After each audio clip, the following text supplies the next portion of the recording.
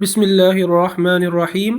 پیارے بھائیوں اور بہنوں، دعا مومن کا سب سے بڑا ہتھیار ہے، لیکن ایک بات یاد رکھنی چاہیے، ہر دعا قبول ہوتی ہے مگر ہر وقت نہیں۔ اللہ تعالیٰ کچھ ایسے خاص اوقات رکھے ہیں جن میں مانگی گئی دعا کو خاص قبولیت عطا فرمائی جاتی ہے۔ آج ہم کسی انسان کی نہیں بلکہ صرف ان 3 وقتوں کی بات کریں گے جن میں دعا ضرور قبول ہوتی ہے، اور تیسرا وقت سب سے زیادہ اہم ہے، اس لیے آخر تک ضرور سنیے گا۔ پہلا وقت، رات کا آخری پہر، تہجد کا وقت۔ پیارے بھائیوں، رات کا آخری حصہ یعنی فجر سے کچھ پہلے کا وقت دعا کی قبولیت کا سب سے قیمتی وقت ہے۔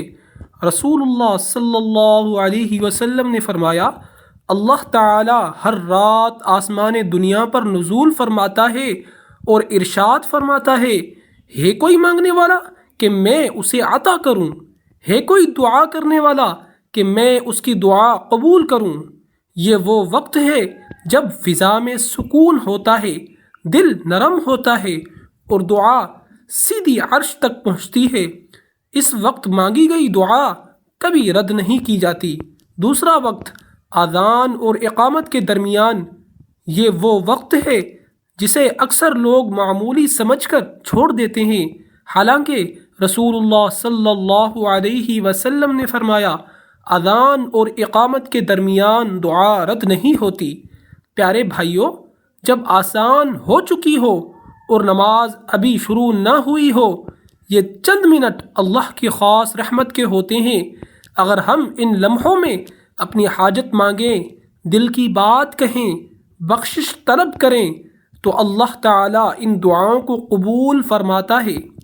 تیسرا وقت، سب سے اہم، سجدے کی حالت میں۔ اب آتا ہے وہ وقت جو سب سے زیادہ طاقتور ہے۔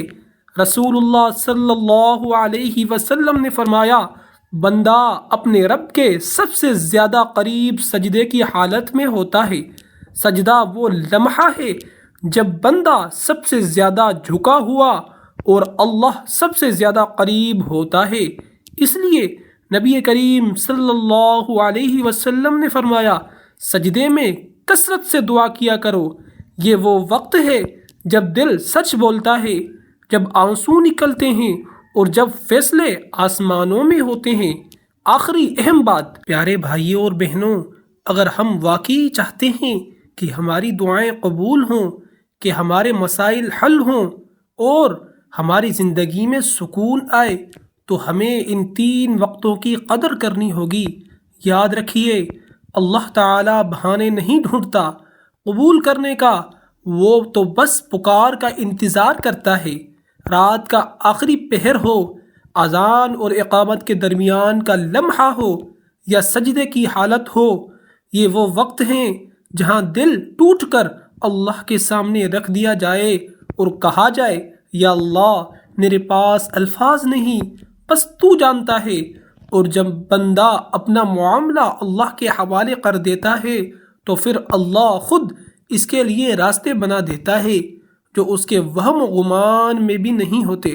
اس لیے آج فیصلہ کر لیجئے، ہم دعا کو چھوڑیں گے نہیں، ہم اللہ کے دروازے سے ہٹیں گے نہیں، اور ہم مایوس کبھی نہیں ہوں گے، کیونکہ ہمارا رب سننے والا ہے، دیکھنے والا ہے اور قبول کرنے والا ہے۔